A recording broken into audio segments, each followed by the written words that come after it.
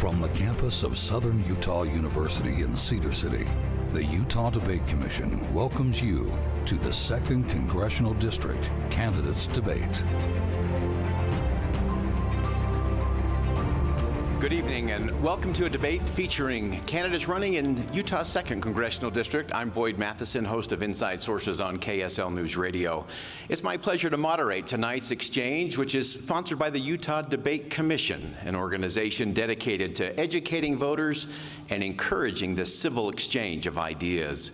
The candidates who were invited to speak here tonight include the Constitution Party nominee, Cassie Easley, Democratic challenger Nick Mitchell, and Republican incumbent Chris Stewart. During this debate, the candidates will be answering my questions as well as those from a panel of journalists and students from Southern Utah University. You're also welcome to participate. If you're watching or listening live, send your reactions and questions on social media using the hashtag UTDebates. I'll fold in as many of those questions as time allows. The format for this debate is as follows. Each candidate will have 90 seconds to respond to the questions, along with the opportunity for 30 seconds of rebuttal time. At my discretion, I may pose a follow-up question. A random drawing held prior to the debate tonight determined that Mr. Stewart will get the initial response to the first question. We'll then move alphabetically on the remaining questions throughout tonight's debate.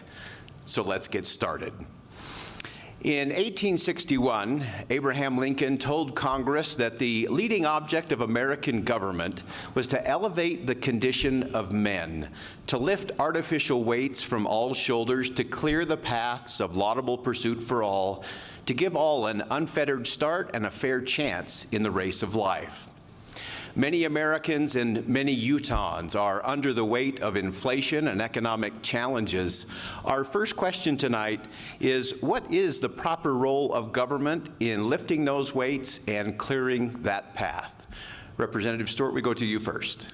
Well, thank you, Boyd, and it's great to be with you. Thank you for hosting us, and to the university and President Benson especially. And we'll have time in our closing to have more appropriate thanks. Your question, I think, has two things that I'd like to address very quickly, if I could. One is I love Abraham Lincoln. He's my favorite president. He also said something there that I think is worth emphasizing, that is the unfettered start. And the truth is that some Americans didn't have an unfettered start at that time, which is, of course, why we were fighting the Civil War. And that's a battle that we still continue to engage with. I think we've obviously made great progress, but we still have a ways to go. I think your question, though, is directed towards the weight of what we're experiencing now, this disastrous economic situation we find ourselves, especially inflation. I think everyone feels that, look, if you drive around in New York City and a limousine picks you up in the morning, you don't care and you don't know what inflation is. But for the rest of us, we do. I had a discussion earlier this afternoon with someone who manages and is the director of a care center for abused women and children. And they've had to cut their budgets or make other adjustments because they ran out of money for food with 6 months in the first year. That's a great example of the real cost. And here's the tragedy about this. Here's the thing that's too bad. It didn't have to be this way. 2 years ago, there was not inflation. This was absolutely created by the federal government, by Pelosi, by Schumer, and by Biden, and trillions of dollars of spending. And I'll bet we come back to this subject because I just think it's so important. Ms. Easley.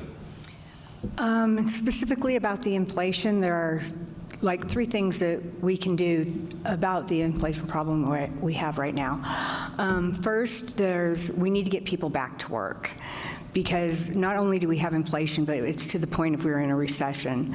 So people need to be able to get back to work, and the government needs to quit spending the taxpayers' dollars on things that are not helping us to get back to work. And I can't remember what the third one is at the moment. But we do need to look at what is going on in the economy, and having the inflation rate that it is right now, the businesses need to be able to hire and have people coming into work and not having all the regulations and the high taxes, so that they can prosper, so that the community can prosper, and then people can prosper for jobs. And as far as inflation goes, I think that those are the 3 things that we need to do. Mr. Mitchell. I have a growing son, so I'm no stranger to the ravages of the grocery store. And so I feel every penny increase on price because he loves to eat. And if we're gonna really address this issue, we need to look at how inflation is measured. And that's measured through PCE or CPI. And if we look at that, it's from private goods. And so I actually went out to a couple farms and talked with some farmers, and I learned some interesting information, as ranchers as well, is that they're actually producing more food, more produce, but their profit margin is shrinking. And that is because the middlemen who they sell their goods to, who then sell to the store, are profiting from that inflation, that rate of inflation that we're all experiencing. They are reaping those rewards. And so, you know, when it comes to, for example, beef, there's about 4 major players when it comes to who you can sell your beef to. And that's it. And so then now they control the market. We're not in a truly free market. And so what we need to do is make it so we are in a truly free market. And that is by invoking antitrust laws and making it so the small businesses can come up and have their fair share. And 30 seconds for some. Yeah, I don't disagree with some of that, but the reality is that inflation hasn't been created by antitrust or middlemen, and it's well beyond just food. The reason is very simple. $10 trillion spent in the last 2 years. $10 trillion. And if the government creates out of thin air that kind of money, those dollars chasing a limited number of goods, of course there's going to be inflation. And you're never going to solve this thing until the government is serious, as they are not now, about cutting their spending. And again, until we do that, then we're going to live with years of inflation as this money rolls through the economy. Ms. Easley, response. I agree that it is the government's overspending that has caused this inflation, and the burden of the government overspending comes back to the taxpayers. And Mr. Mitchell. Well, I agree that some of the burden lies potentially in the government overspending. It doesn't explain how this is happening worldwide. It's happening in Australia. It's happening in Europe. It's happening in China. Our government spending doesn't go there. Okay. We're going to stay with a different kind of deficit at the moment, and that is one that we have stress tested our nation under economic stress, pandemic, world war. We haven't stress tested this country in the absence of trust, particularly in the institutions of government. The question is, what is one thing that government should stop doing and one thing government should start doing to regain the trust of the American people? And Ms. Easley, we'll go to you first. That's hard. There's a whole lot of things that they really should stop doing. I really have a problem trusting the government to follow the Constitution the way that it was written, and they go in and they make all kinds of laws that are not even within their scope of what they're supposed to be allowed to do. So they're taking the authority to do things that they were not given. So that's something they need to stop doing. What would they need to do? I don't know. That's really hard. I think that if we had people that would do what they say they're going to do when they are in public office, then I think that we would probably be able to trust them better.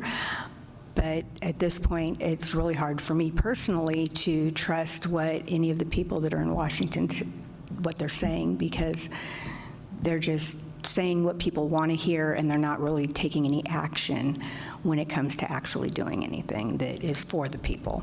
Right. Mr. Mitchell.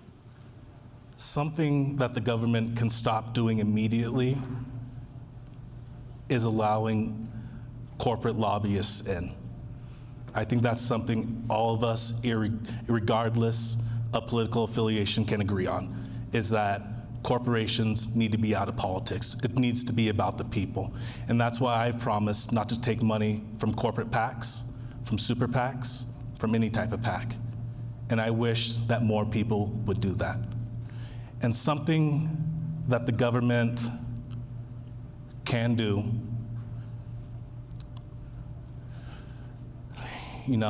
is start addressing these problems, actually addressing them and not putting a Band-Aid over them. This may be the old football player coming out in me, but I take problems head on. I address them. And I don't try and sidestep them. And I just go after them with the relentlessness until they are solved. And I wish our government would do that. And I wish they would rely on facts and data, truth and transparency, instead of lies and misinformation. Transparency is sorely needed in Washington. We all know that. Mr. Stewart. Because I sit on the House Intelligence Committee, and because of my background in intelligence and national security, I'm often asked, everywhere we go, hey, what's the greatest threat facing our nation? Is it Russia? Is it China? What it may be. Came back from a trip to Moscow a few years ago, was asked that question, and I said, without thinking about it, I said, the greatest threat facing our nation is that no one knows what is true anymore. And as I was driving home, I thought about that, and I thought that really is true. A society cannot survive when the people don't know what is real anymore, what is real and what is true. And the one thing I wish our government would stop doing is simply lying to us, being dishonest with the American people. To have the Department of Justice or FBI lie to Congress or to lie to the FISA courts breaks trust in basic institutions. To have the CDC or other health professionals say things that they know at the time are not true, and they'll come back and admit later on that they knew that it wasn't true. It breaks faith in basic institutions. When you have congressional leaders or the White House tell the American people, for example, well, we think inflation is transitory, when we know from their own emails and their exchanges that they knew that inflation was going to be here for years. That breaks faith in basic institutions. So then what would I have the government do? The one thing I'd ask them to do, be honest with us. We can take it. We're strong enough. Tell us the truth and tell us the solutions of how we can fix some of these problems. Again, give us the truth. We will accept the truth. And I found almost every American will work towards a solution if you're just honest with them in the beginning. All right. We're going to get, okay, so we'll start again. Let me go to Ms. Easley first. Any follow-up you'd like to add to that? No, I think we're good. Okay. Mr. Mitchell? To me, it's interesting that Representative Stewart brought up truth. Because on January 6th, we had an opportunity to do the right thing, the truthful thing, and he chose not to certify the election. Even after the Capitol was stormed, he chose not to do it. I think that speaks to a lot about truth. Well, it's just nonsense. I congratulated Joe Biden as president within a few weeks of the election. I accepted him as president. By my one vote, it was one state that would not have changed the election, and I made it clear. My intention is not to change the election. I've already recognized him as our president. It was that Pennsylvania had clearly violated the Constitution, and the courts have recognized that. And so you had, not just me, you had 75% of the Republicans said, Pennsylvania has done something that's clearly unconstitutional, they need to correct it. To say that I didn't accept the election or that I sought to overturn the election is simply not true. And honestly, if you're going to make that kind of an accusation, which is essentially treason, you should understand for sure if it's true or not. Let's come back to this. People want to know what's true, including from their political leaders. Mr. Mitchell, we'll give you 30 seconds. So, if it wouldn't have changed the election, why vote to not certify it? If it does, I'm not done talking. If you knew it wouldn't have done anything, there is no point to not certify. It doesn't matter if you thought that there was irregularities or not, which we know that there was not. You were just told to do this by your Republican leaders. That's the only reason why you do things, and it's not okay. Well, again, it's just silly to say that's the only reason I do this thing. And there is no if it would not have changed the election. That's just a fact. It's a mathematical fact. You could have excluded all of Pennsylvania's electorates. Joe Biden would still be the president. That's not up for debate. It's just simply mathematically true. And you say, well, why do it? Because we should encourage states to obey the Constitution, and Pennsylvania didn't. And the courts have said Pennsylvania didn't. They've made them correct it. So of course we should challenge them on that. All right, we're going to go to some other county now. We're going to talk about $31 trillion of debt the United States now holds. With rising interest rates, the interest payment alone is expected to exceed $1 trillion annually, which is more than we spend on defense or Medicaid. Mr. Mitchell, we'll begin with you. How did we get here? How do we get out? And what are the consequences of not dealing with $31 trillion of debt? I mean, how we got there is pretty obvious.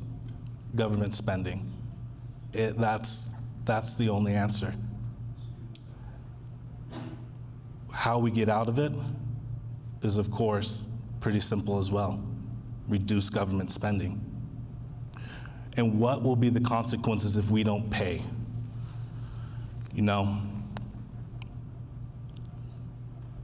that's a hard question to answer, because no one's going to really come knocking on the U.S.'s door to collect a debt. And so what's going to happen is that I believe we've already seen a decrease in bond sales, and I think that will continue to decrease, and it will push us further into a recession. And so we do need to address government spending and rope it in, you know. But when it comes to certain things, we should loose our purse strings a little bit. When it comes to things like veteran health care, we should loose our purse strings, because we owe them a debt that can never be repaid. Okay. Mr. Stewart. Let me come back to something I started out with in another question. $10 trillion in 2 years. 5.5 for the normal budget, 2.1 for COVID-1, 1.9 trillion for COVID-2, another nearly trillion for student debt, about 500 billion for what is essentially a Green New Deal. You add that all up and it's over $10 trillion in 2 years. And then of course we reap the effect of that, which is inflation, which makes it devastatingly hard on young families, on working families, on people on fixed income, on, for example, a crisis center that I mentioned earlier that went through a year's worth of their food in 6 months. Those are the people that are the paying price for them. And on this, Nick and I actually agree. The only way to fix this is you've got to have discipline within the federal government to cut spending. As a member of the Appropriations Committee, one of the most powerful committees in Congress, who is then attached to the Budget Committee as well, I advocated for this again and again and again with reasonable programs, reasonable legislation that would have said, we can't fix this in 1 year, but we can do it over time, and we can bring this in alignment. And by the way, the Republicans did a remarkable job in 2015, 16, and 17, where we actually cut the rate of government spending for 3 years in a row. The only time since the Korean War that we did that. Republicans understand how important this is. A Republican Congress, I hope, will be willing to take on this challenge, because it's devastating for our children if we do not. Ms. Easley. I have to agree how we got there is because we keep borrowing against something we don't have. There is a such thing as a debt ceiling in the government, and I know if I had a debt ceiling at home, that would be the most wonderful thing in the world, that I could just spend and spend and spend and not have to be accountable for it. We need to start holding Congress accountable to all of our money that they are spending, because as taxpayers, we are the ones that have to pay it, because the government doesn't make its own money.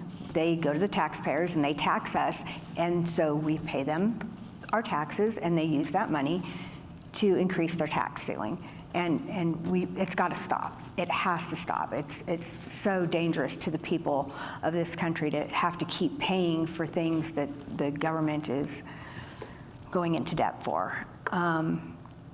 The consequences, they don't have any consequences for spending our money. They just take free will and they just keep spending it, and nobody's stopping them, and we need to stop them. We need to just say, we've had enough, quit spending our money, balance the budget. If I don't have a balanced budget, I could even go to jail depending on how much debt I incur, but they are not accountable to anyone because they continue to do it. So I think that that's something that really needs to be looked into. Okay. We're going to shift to questions of climate, the environment, and stewardship. Utah is facing a drought and unprecedented population and business growth. And we're going to turn now to one of our Southern Utah University students, Ashley Cannon, for a question. The Colorado River Compact is a complicated and arguably outdated agreement. What can be done on a federal level to help Utah and the other western states throughout this drought and ensure that water is getting where it needs to go? Mr. Stewart, you're the first response. I appreciate the question. It's particularly important down here in the southern part of the state, obviously. I promise you we've spent no more time on any issue than we have on water and the environment here in Iron County, Washington County, and rural Utah.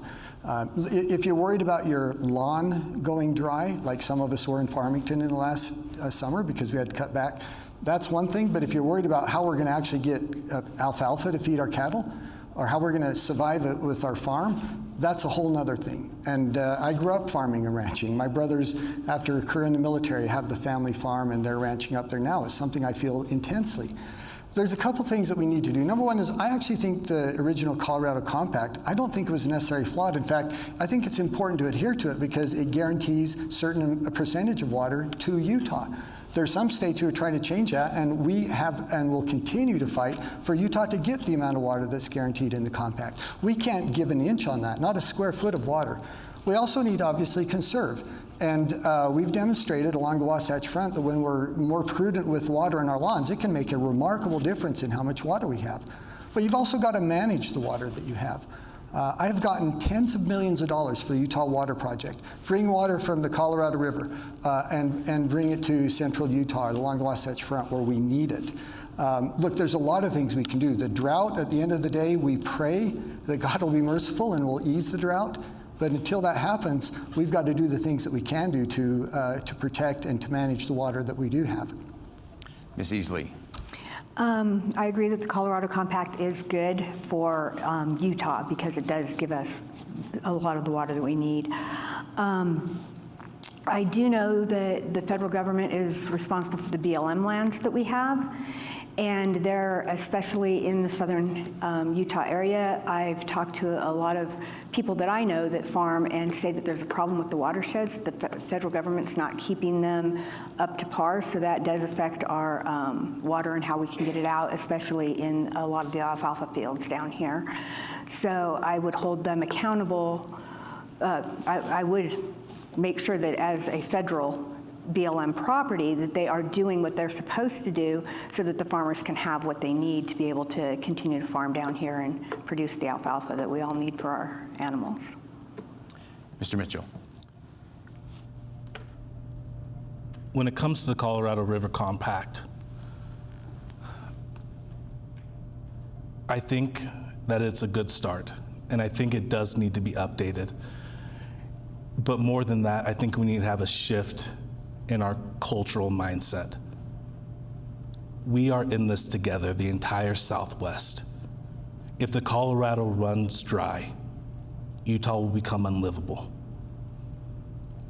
Nevada will become unlivable. Arizona, New Mexico. We need to come together and work it out. We need to start using less. We do need to conserve. We do need to have brown grass. Representative Ward of the Utah legislature actually proposed a bill to make it so HOAs couldn't fine for having brown grass, but it didn't get passed. That bill should have been passed. We are not only in a drought, but we're in a process called aridification. Our landscape is changing, and we need to get with the times. We live in a desert. It is time we start acting like it. We're going to stick with clean and green. Clean and green energy are vital, and they also require legacy minerals and legacy fuels to develop. We're going to turn now to another question from one of our SUU students, John Jones. Thank you. There is an increased demand in rare earth minerals required to make new green technologies such as batteries, solar panels, electromagnetic motors, and even nuclear fuel. Will Utah be seeing an increase in mining activity in the near future? Ms. Easley, we'll go to you first, and 60 seconds for this one.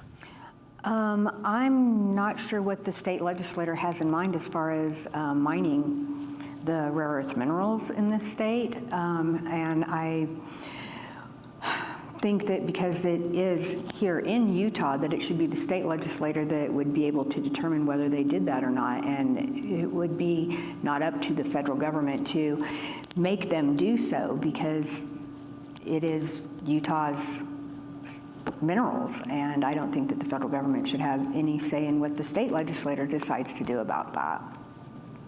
Mr. Mitchell. When it comes to renewable energies, it's important that we get there quick. Everybody knows that. And when it comes to the rare earth minerals like lithium and things like that, we do need to mine for them. We do. That's just facts. And then in Nevada, they have a lithium lake, I guess you would call it. And so there's other ways to get to the lithium and the rare earth minerals. But what we cannot do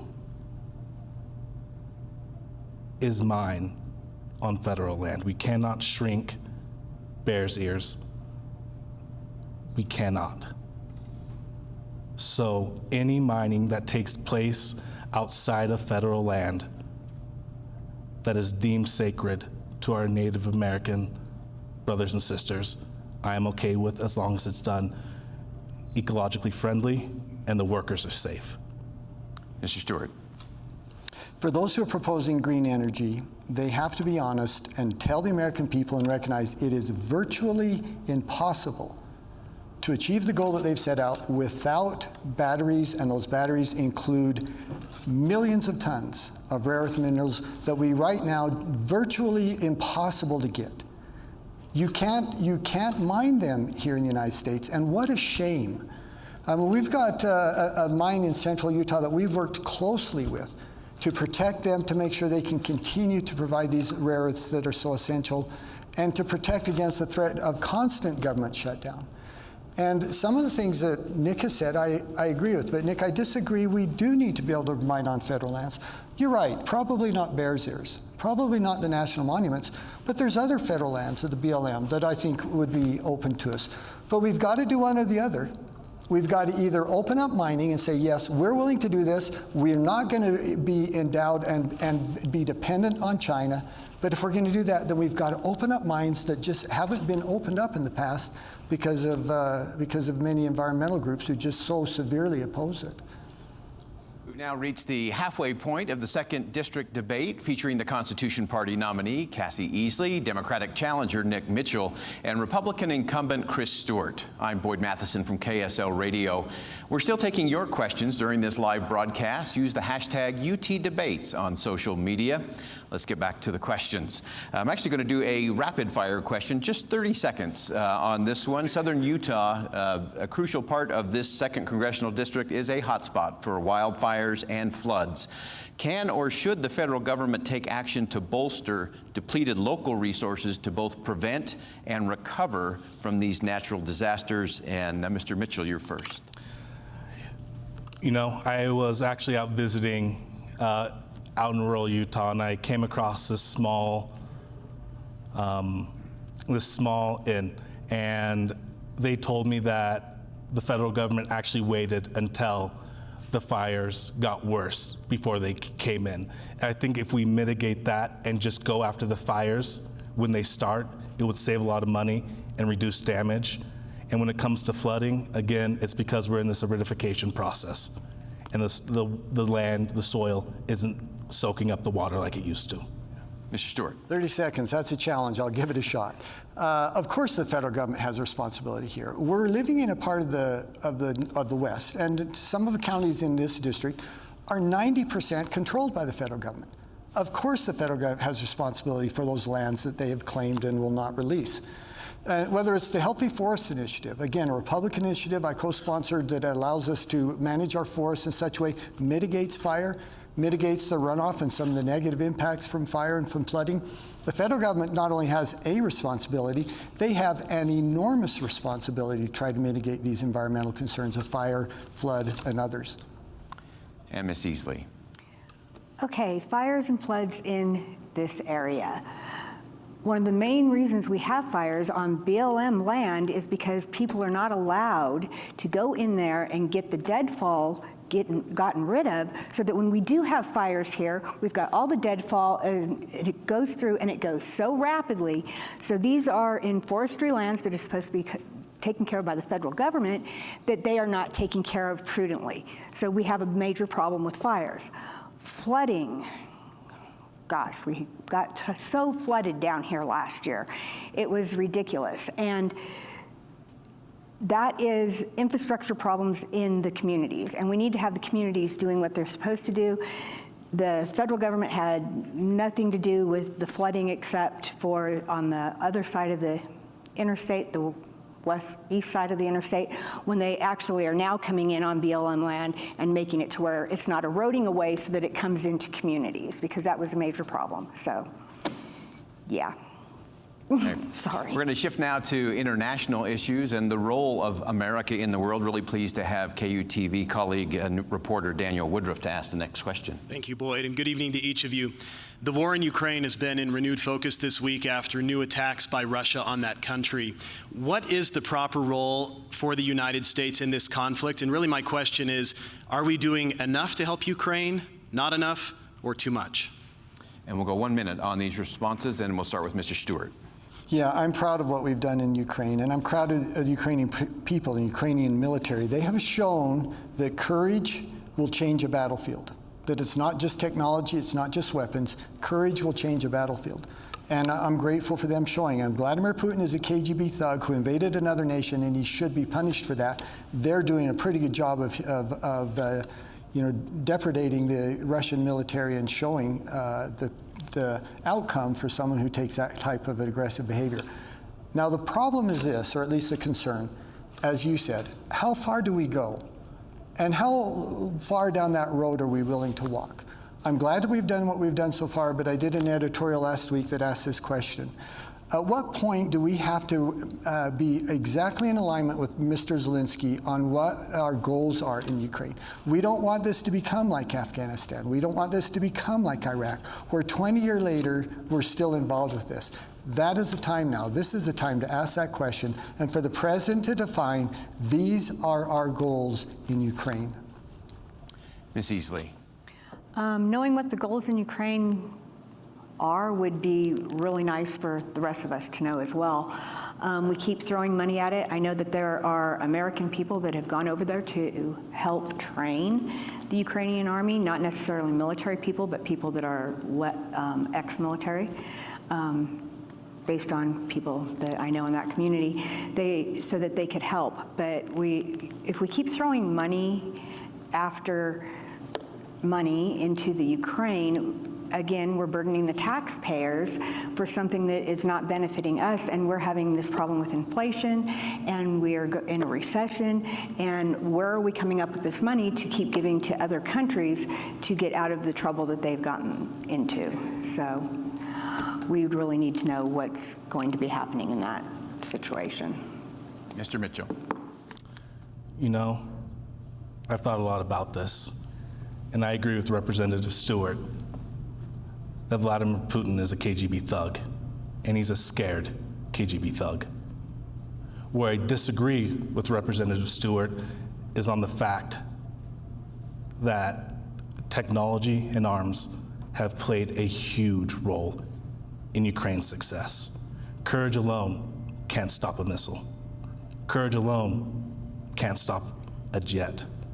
They need the technology that we are providing. We this will not become a protracted war. We all know that. We all know this isn't going to be in Afghanistan. Vladimir Putin is losing, and he is losing fast. And what I'm afraid of is nuclear arms being used.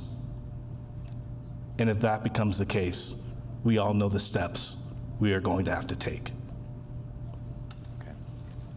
We'll go 30-second rapid response. And maybe I was just unclear. I certainly agree. The technology is enormously important. The Vulcan missile systems, others, I mean, it's been remarkable the success they've had with that. And it was obviously key U.S. support. It's not just courage, it's some of the weapons as well. The United States has a responsibility, whether we like it or not, to defend freedom and democracy in the world when we can. But we have to use judgment and discretion, and we certainly have to learn from the last 20 years. We have to look at Iraq and Afghanistan, Libya and others, and say, what lessons did we learn from that experience, and how do we apply those lessons now to Ukraine? Ms. Easley. Yes, sir. Anything you'd like to add to the Ukraine discussion? No, I'm good. Mr. Mitchell? I think that we did learn our lessons, and that's why we didn't put boots on the ground in Ukraine. But we did send military aid and money, and we should continue to do that until the job is done. We are Americans, and we don't quit halfway through. We finish what we start. All right, we're going to shift now to immigration. America is a nation of immigrants. Everyone seems to agree that the immigration system is broken. The question is, what do we need to do? What does the federal government need to do in order to fix it? And Ms. Easley, we will begin with you on this question. I believe lawful immigration is very beneficial to this country. What I have a problem with is the fact that we have opened our borders to let not only people from the border country come in, but people from all over the world are coming across that southern border. And the federal government is supposed to protect us from insurrection. And by having that border open, we do not know all of who's coming into our country and what damage they can do when they get here, because we have no control over what's happening at the border right now, and we need to do something to take care of it. Mr. Mitchell. Two truths can exist simultaneously. We do need border security. We also need immigration reform. The way that the immigration system is right now, it favors those who have a degree, or called skilled labor, versus unskilled labor. And I bet if you went around Capitol Hill and you asked any politician to go build you something, fix your car, do anything like that, most couldn't. And so I think we need to examine what is truly skilled and what is unskilled. And through that examination, we can not only, we can create border security and also let people who just want a better life for their family, who want that American dream for themselves, to be able to get it. Mr. Stewart. What we are seeing on the southern border is a catastrophe. It's a crisis, and what's unforgivable about it, it is the one that was deliberately created by this president, by this administration and his Democratic leaders in Congress. Why in the world does it make any sense to open up our southern border? To essentially say, come on in, and not only will we allow you to come in, but we're going to protect you, and we're going to finance you, and we're going to take care of you once you're here. Of course people are going to cross the border, millions of them. And the human price of this is fentanyl, it's other drugs, and it's human trafficking that is a tragedy for young women and for girls. And once again, it was something that was created by this president. It's nearly unforgivable that he would do that. The first thing we have to do is secure the southern border. I mean, I think that's blazingly obvious. Once we've done that, then I would agree with Nick that we do need to do some reforms on our legal immigration. We need to protect DACA. If someone came here as an infant, they have nowhere to go home to. We should allow for those people to be able to stay here legally. There are other things we could do. Speed up the process, make it less expensive for people coming from third world countries. But it has to start with securing the southern border. Okay. I'm I'm going to go to a related question dealing with refugees that have come both from the southern border, from Afghanistan, from Ukraine, and other places. What is the proper approach to the refugee crisis, especially those that are coming here to the United States? And Mr. Mitchell, we'll begin with you. When it comes to the refugee crisis, it's something that we need to have compassion for. These refugees didn't want to leave their home, but they were forced to. And so we need to, in the true spirit of compassion, welcome them with open arms and help them. I think that we need, once again, to have a serious conversation about compassion and where that falls in politics, because that is missing in Washington. And we need it back. Just that understanding nature of people being afraid, not wanting to leave their homes, but they're forced to. We need to have compassion back. Mr. Stewart. You know, I've had the heartbreaking opportunity to visit refugee camps outside of Syria, in Afghanistan, in a couple nations in Africa, Somalia and others. You can't visit these camps and see the suffering of these people, innocent people, including many children. I met a man who nearly had his face cut off because he had the courage to say, one day I want to live under freedom. We have a responsibility, again, to help at a level and at times when we can. We obviously can't take every refugee. It would be impossible for us to do that, but we can take many of them. Unfortunately, Utah is a very welcoming community here. I've also had the opportunity to visit refugee centers here in the state that are supported by the state. They're supported by the community. They're supported by our local church and churches. Helping these people begin a new life, begin a new start. I'm so grateful that I come from a state that is welcoming to these refugees and wants to help them. And we look forward to giving more opportunities for those who have given up so much to come here because they had nothing but danger and oppression and violence and hunger at home. And Ms. Easley. I think with the refugee situation, that the states can welcome these people in like Utah has. And I think that though they are coming into the United States, they should be focused on gaining that citizenship that we offer for that freedom in the states, rather than coming and not taking the steps to go in that direction, because that does seem to happen at times. And we should keep track of them and make sure that that's what their goals are, because if they really don't want to become citizens, then maybe they would rather stay somewhere else. Utah's long been a model of finding balance to compromises on everything from immigration to balancing LGBTQ and religious liberty rights. As we look at recent decisions by the Supreme Court that have pushed many of these questions back to the states, how do you think different states will handle things like abortion, marriage, and other legal matters? What do you think should be done at the federal level on these issues? And we'll begin with Representative Stewart. Well, there's a couple, I think, questions within your question. One of them is what the federal government do. I think the federal government could, in every case that they can, defer those decisions to the states. Our founding fathers had this vision of United States, where the states had great latitude, great power to make their own decisions. California is going to do something different than Utah. New York is going to do something different than Iron County. But allow the states to decide, and allow the people within those states, because it's much easier for them to advocate or to lobby their own governor or their own state legislatures than it is to lobby the president or Washington, D.C. I really think that's the key. And it also allows for a bit of a pressure relief out for so much of the anger and emotion around a lot of these issues. Once again, when it comes to abortion, Utah's probably going to have a different solution than California. The second thing I think implied in your question is, I love the fact that you mentioned that Utah is a model for this. Fairness for All bill, which is something I've been working really hard on for 4 or 5 years, which protects LGBTQ community, but also protects religious liberty. People say, no, they're mutually exclusive, you can't do both. Of course we can. Utah has demonstrated they can with Utah Compromise, and we would hope to do that on the federal level. It's absolutely possible. All right, we'll go to Ms. Easley.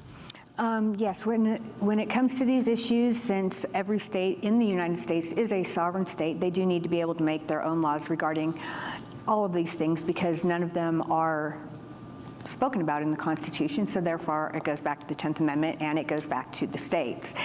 And every state can make their own laws based on what the people in that state want, and it's much easier to go to your state legislator than it is to go to Washington, D.C. and try and get the federal government to change the laws. And I really like the fact that the Supreme Court is giving the states back what it is that they were supposed to have in the first place that the federal government had taken away from them. Mr. Mitchell. So when it comes to abortion, I want everyone to know that I am for a woman being able to make that choice.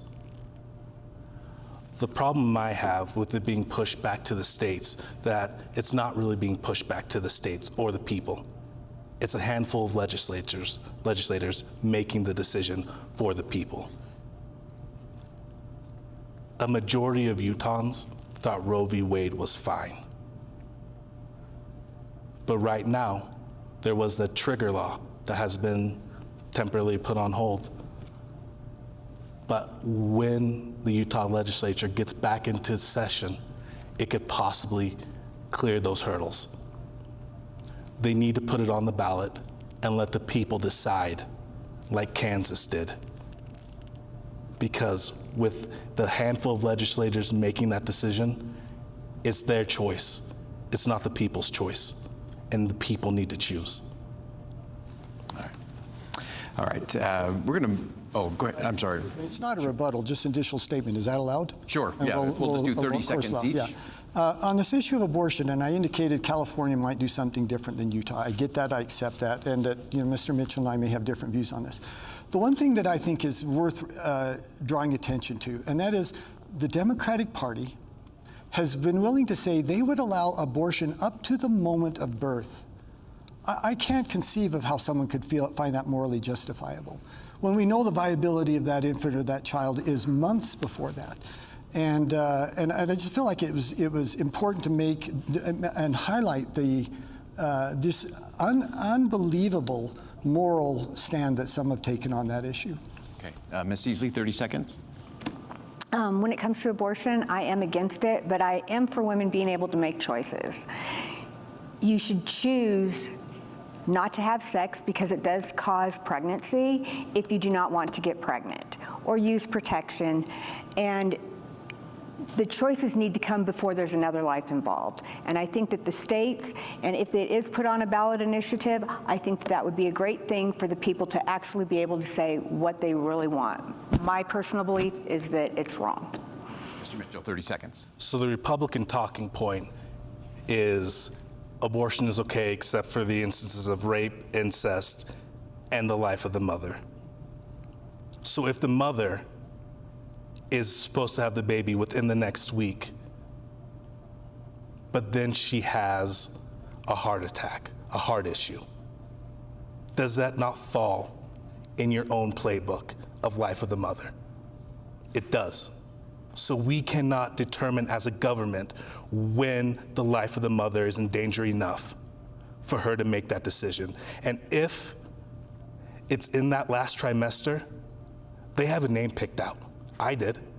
They have a room ready for that baby. I did. We've now reached the end of the debate. A random drawing held earlier determined that the first closing statement would go to Mr. Nick Mitchell. Thank you for hosting this. I feel that I'm in this for the right reasons. I'm in this to do two things: to protect the people and do what is right. And I'm going to paraphrase Dr. Martin Luther King in his Nobel Peace Prize acceptance speech. I have the audacity to believe that peoples everywhere can have 3 meals a day. I have the audacity to believe that people can have culture and education in their minds. I have the audacity to believe that people can have freedom, dignity, and love in their soul. I have the audacity to believe that the people of Utah will pick a person, not a party. I have the audacity to believe that we can make America great for everyone. And if you have the audacity to believe this, I humbly ask for your vote. And now we go to Mr. Chris Stewart for your closing statement. Well, again, I want to thank you. And I got to come back to abortion just very, very quickly. If it's within a week of that child being born, then for heaven's sakes, take the child, save the child's life. Don't abort and kill the child if that's necessary to save the life of the mother. But thank you, Boyd. You've done a wonderful job. And to President Benson, to SUU, to the students and others who have participated, thank you for those of you who are watching at home. In saying thanks, I have to remember to say thanks to my wife and my children, who allow me to do this, who sacrifice to allow me to do this, and to those of you who have supported me in the past. Many of us feel like the world has just been turned on its head. Inflation, energy prices, the border, Afghanistan, the problems in Ukraine. The list goes on, and they feel like, look, we're being led by people who can't even identify what a woman is. How can we trust them? Conservative leadership is what's essential to save our nation now. That's what I represent. That's what I want to continue to do in Congress. Thank you for giving me that opportunity. God bless you all. And Ms. Easley, your final statement. Thank you so much for having me here tonight. I really appreciate this opportunity. We are supposed to be a government of the people, and we have become a government of political parties that are fighting over who's going to be in control of it. So I am a normal person that is tired of watching the infighting between the two parties and have decided to just stand up and be a representative of the people that actually is one of those people. And I'm really hoping that by standing on the Constitution, that people will see that choosing the Constitution over a political party will get the people what they need to be represented in the federal government. Thank you. Thank you, Cassie Easley, Nick Mitchell, and Representative Chris Stewart for participating tonight and for your desires to serve in public office. Election Day is Tuesday, November 8th. Registration and voting deadlines are fast approaching. Contact your county clerk if you have any questions about making your vote count this election year. We appreciate the panelists for their contributions and those who submitted questions in advance or used social media tonight to add their input. We also greatly appreciate the many broadcasters airing tonight's debate, and we are indebted to Southern Utah University and the Michael O. Levitt Center for Politics and Public Service for hosting the debate tonight. We're also grateful for the Larry H. and Gail Miller Family Foundation, Zions Bank, and the George S. and Dolores Dore Eccles Foundation for their generous support of the Utah Debate Commission. Please be sure to join us on Monday at 6 p.m. for our next live debate. We'll be hearing from candidates in Utah's Senate race. I'm Boyd Matheson, and as we look at this important season, it is an important time for each of us to elevate the conversation. It's never about disagreeing less. In Utah, it's about disagreeing better. We appreciate the candidates' participation tonight and for elevating the conversation as a model not just to the citizens of the state of Utah, but to the citizens of the United States of America. Again, we appreciate all who have participated tonight. We encourage you to make your vote and your voice count in this critical election year. I'm Boyd Matheson, host of Inside Sources on KSL News Radio. Thank you so much for joining us, for engaging in an elevated conversation. Good night.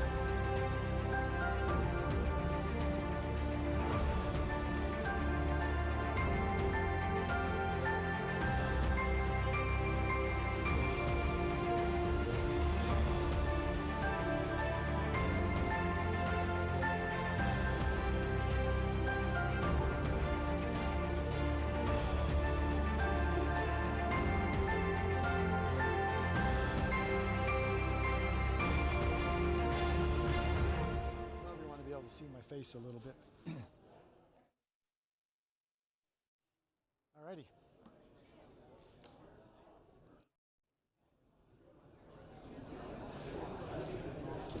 Eric, we're still waiting.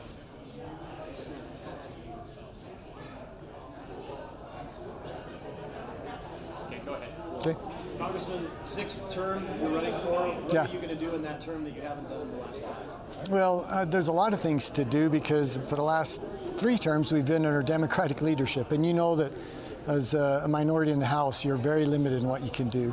As I think we indicated during the debate, there's a number of things that are teed up. We've been spending a lot of time on them. I'm on the China task force. We've got to address our security concerns with China. We've obviously got to talk about our debt and our spending. I think one of the very first things that we're going to do as Republicans, if we win the majority in the House, is defund 86,000 IRS agents. And I think there's going to be a number of investigations that are going to have to take place. So I think we'll be busy. A list of things to do.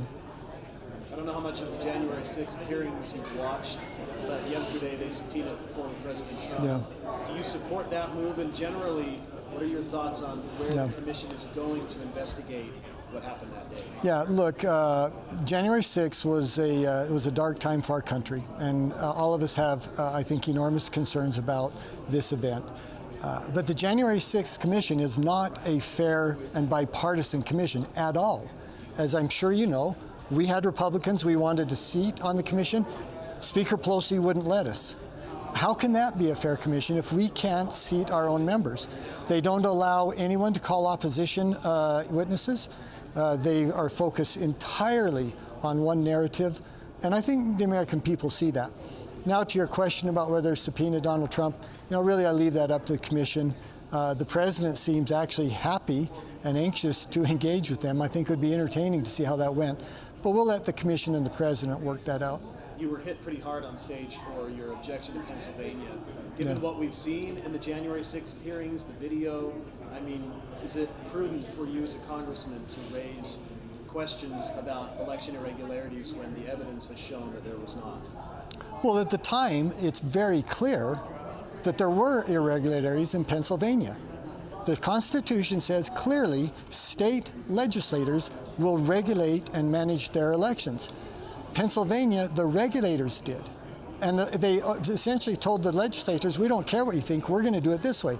And as I said, the courts have said they should not have done that. So of course it's appropriate. If there's an obvious abuse of constitutional authority, we have to address that.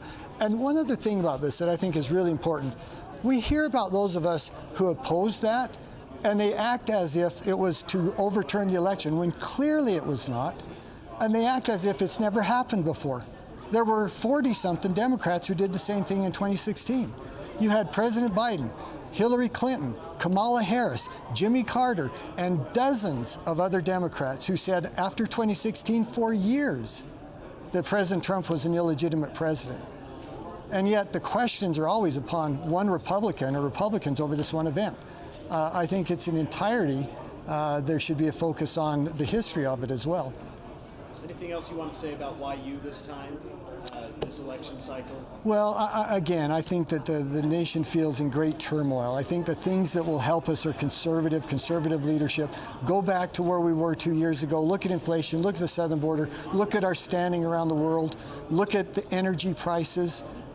We can go back to that. That's why I hope that people will select me, help us take us back to that kind of nation once again. Thank you. Appreciate it. I thought it went really well. And I think they generally do. I think everyone had a chance to have a free exchange. There were some disagreements, not a lot. It's not like I think we went after each other in a personal way at all. And if you can have a conversation that I think people feel like, well, there were disagreements, but it was positive, I think that's what you hope for in the debate, and I think we had that tonight.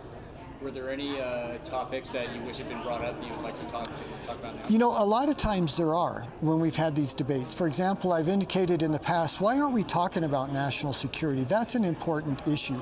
And there were a number of other things I think those deserve at least one question or two. But I think tonight we hit a broad scope of things, and we hit really the things that most Americans are concerned about.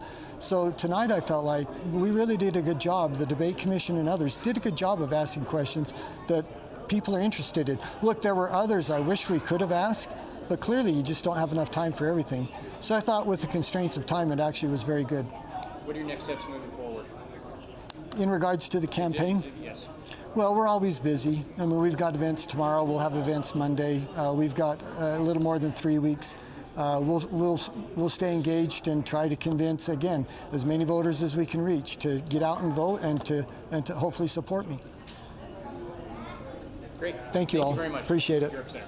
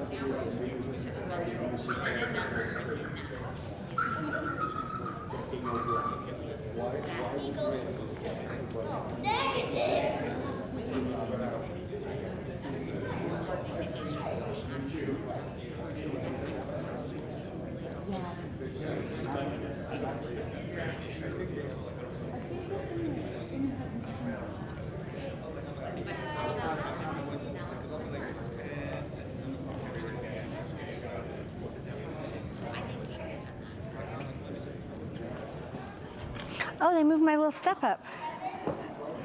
Whoa, nope, that doesn't work. You can sit. Just stand on. Stand down. Well, it's on the wires. It's That's kind of okay. wobbly. It's fine. It's not a problem. Okay, don't let me fall down. I promise. Okay. Wow, the lights are bright.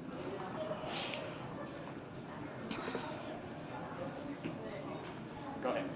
These races can be tough for third-party candidates, such as the Constitution Party. Typically, we see a Republican win, but usually in Utah, it's a Republican or a Democrat. Correct. Why run as a Constitution Party member, and your thoughts about your ability to, wage an effective campaign as a third party? When I decided that I wanted to run for office, it was because as a people, we aren't being heard anymore.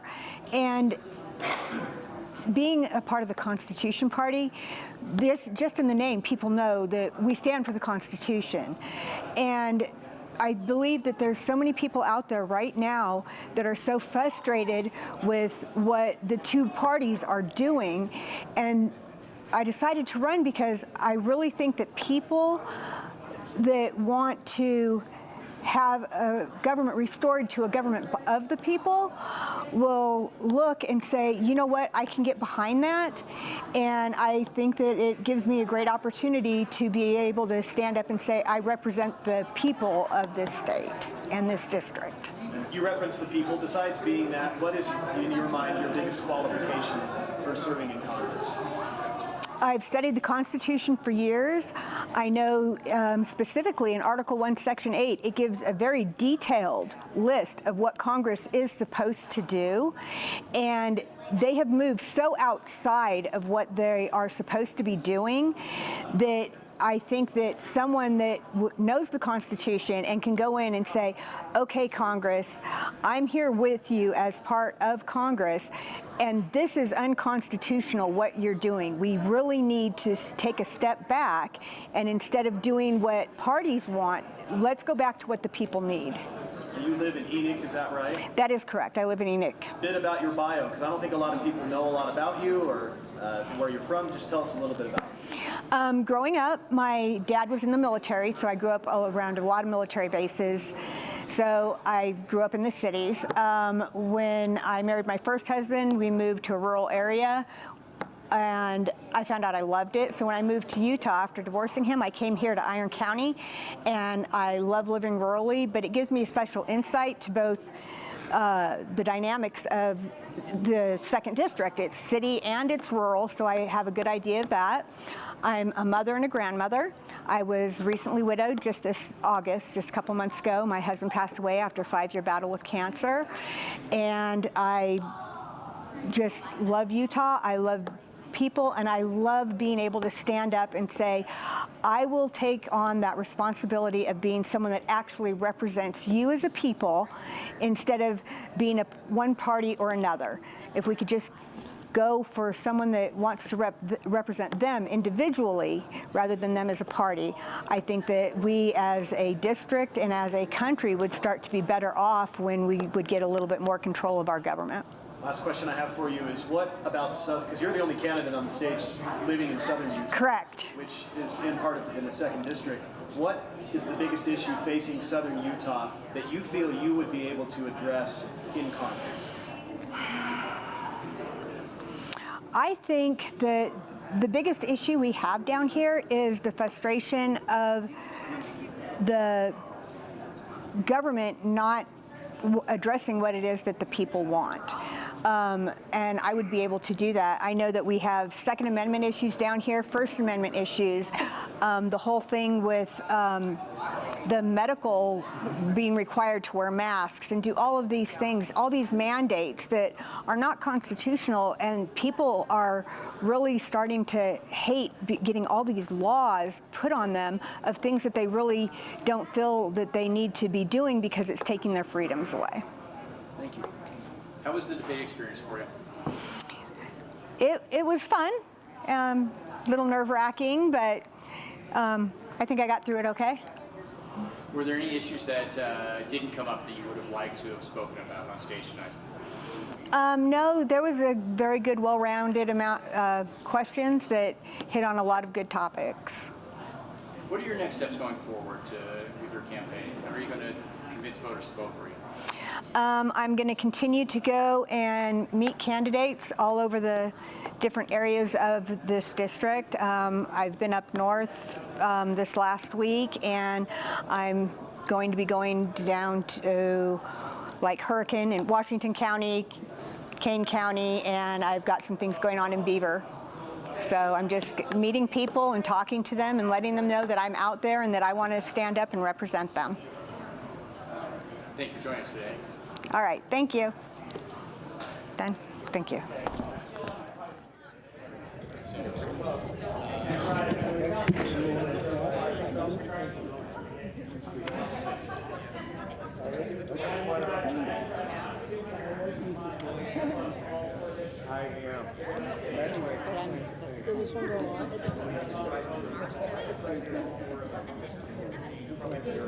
Right.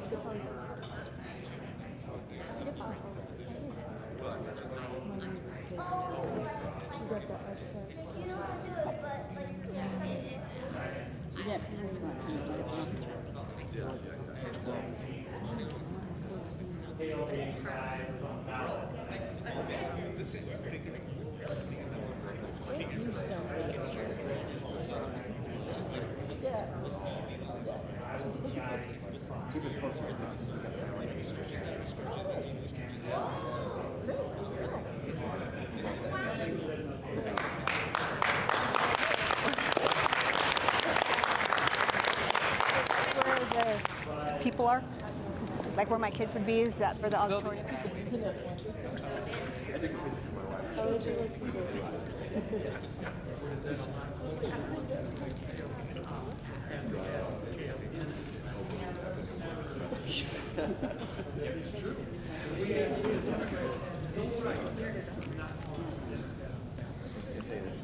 My question is, Democrats have a very hard time unseating Republican incumbents.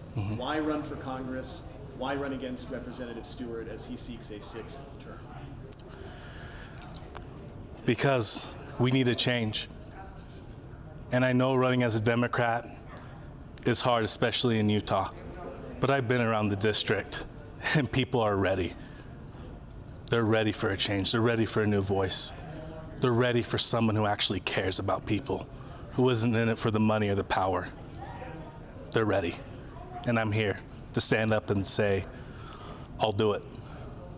For people who may not be familiar with you, what is your, in your mind, your biggest qualification for serving in Congress? What you would be able to bring from your background or your expertise or anything like that? It's a great question. I'm an inventor, entrepreneur, and small business owner. And so I take a problem, I research it, look at all available data, and I find a solution to the problem. And that's what we need in Washington. Somebody that has ideas and doesn't just fall in line with their party and what they say. Someone that has the backbone to stand up to their party and say, no, this isn't right. And that's what I bring. I bring a background in science, ingenuity, grit, and honesty. Is there anything that the Democratic Party is doing today that you would be willing to go and say no to in Congress, specifically, something that you disagree with in your party?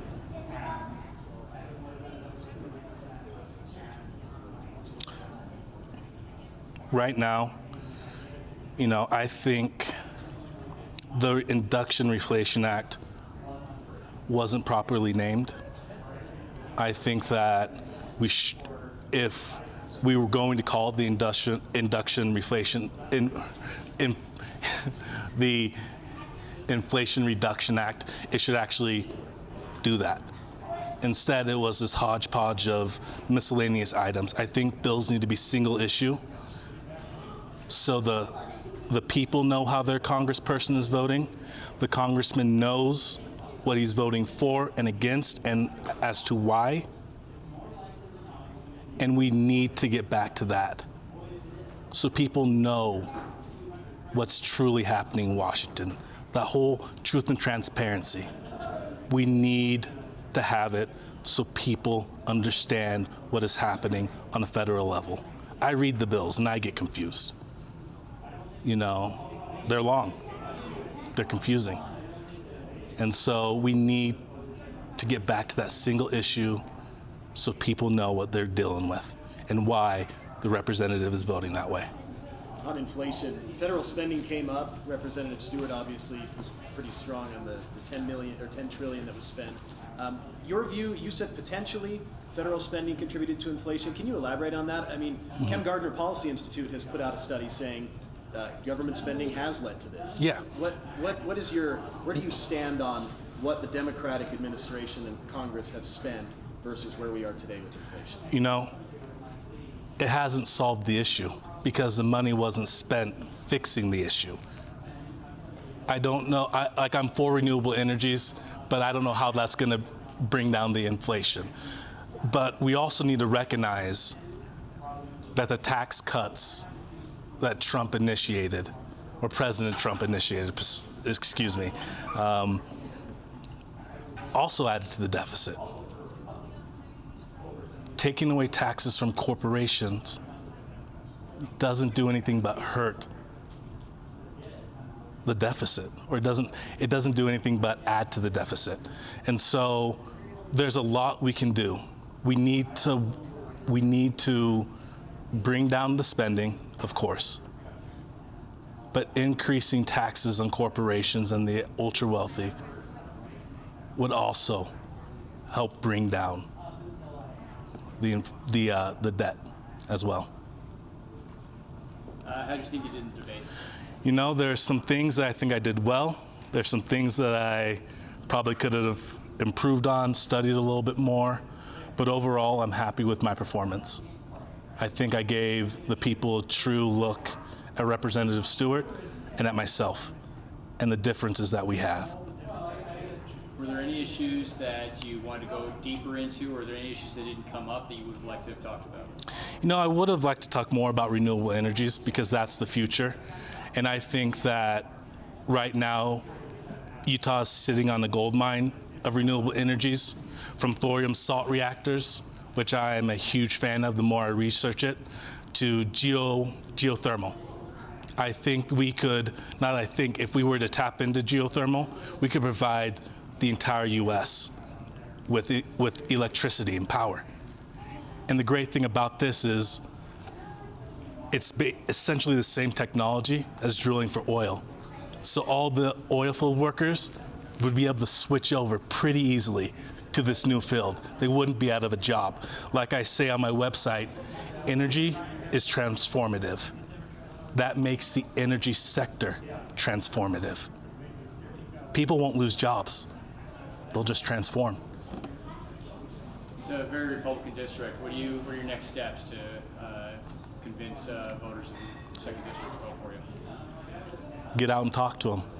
I've spent a lot of time talking to a lot of people, a lot of Republicans, a lot of constitutionalists, a lot of independents.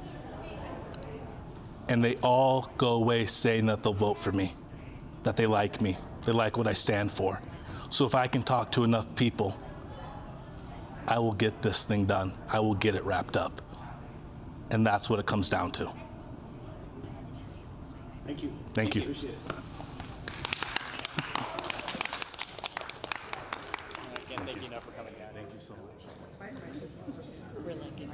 We're your groupies.